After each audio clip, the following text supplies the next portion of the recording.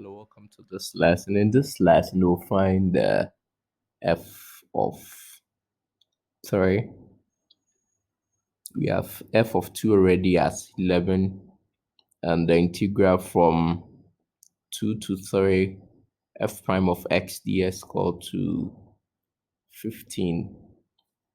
Here, the integral and the differential will nullify themselves, so it will bring back the first differential of s to the original function.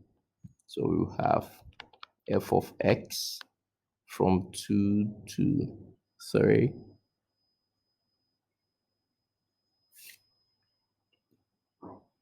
and that is equal to 15. So